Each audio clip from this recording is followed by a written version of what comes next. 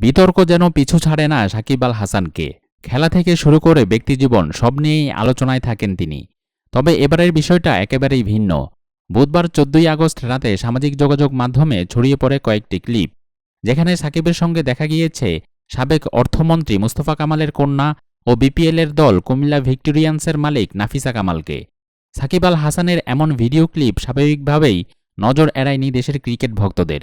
এছাড়াও গুঞ্জন শুরু হয় সাকিবের বিবাহ বিচ্ছেদ হয়েছে উম্মে শিশিরের সঙ্গে। আর এই গুঞ্জনের শুরু হয় শিশিরের কারণেই। ফেসবুক থেকে সাকিব আল হাসানের সঙ্গে অনেক ছবি মুছে দিয়েছেন তিনি। এ পরিস্থিতিতে চুপ করে নেই সাকিব পত্নী শিশির। বৃহস্পতিবার ১৫ই আগস্ট সকালের আলো ফোটার সঙ্গে সঙ্গেই সাকিব পত্নী লিখেছেন দীর্ঘ এক স্ট্যাটাস, যেখানে স্বামী সাকিবের পক্ষেই আছেন তিনি। জানিয়েছেন তাদের সম্পর্কের বর্তমান অবস্থানের কথাও।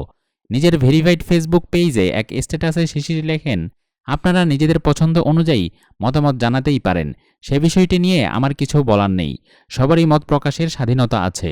সাকিবকে যত মন চায় সমালোচনা করুন, তবে সেটা যেন আমাদের সম্পর্কের সঙ্গে না জড়ায়। সে দারুণ একজন স্বামী ও বাবা। সে সবসময় আমার প্রতি সৎ ও অনুগত। সে এমন কিছু করবে না যাতে আমি কষ্ট পাই। শিশির আরও যোগ করেন, সে এমন একজন ব্যক্তি যে আমার পাশে থাকার জন্য একবার নিষেধাজ্ঞার মুখে পড়েছিল। আমি তার প্রায় সব বিষয়ে জানি। আমরা বেশিরভাগ সময় একসাথেই থাকি। আমি ১৩ বছর আগে তাকে যেমন দেখেছিলাম, এখনও সে একই রকম আছে। আমাদের দারুণ একটি পরিবার আছে, আলহামদুলিল্লাহ। দয়া করে এসব গুজব বন্ধ করুন। সামাজিক যোগাযোগ মাধ্যমে সবসময় যা দেখেন তা বিশ্বাস করবেন না। কিছু অংশ কেটে এটা তৈরি করা হয়েছে। পুরো কাহিনী এখানে নেই। যারা এগুলো করছেন তাদের বলতে চাই, এগুলো করে আপনাদের কোনো লাভ হবে না।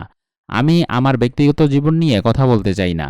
আমি চুপ থাকতে চেয়েছিলাম, তবে এত কল আর মেসেজের কারণে বাধ্য হয়ে বিষয়টি পরিষ্কার করলাম। সাকিব এখন ব্যস্ত পাকিস্তান সিরিজ নিয়ে, আর আমি ব্যস্ত পরিবার নিয়ে। আমরা একটি পরিবার হিসেবেই থাকব, ইনশাআল্লাহ।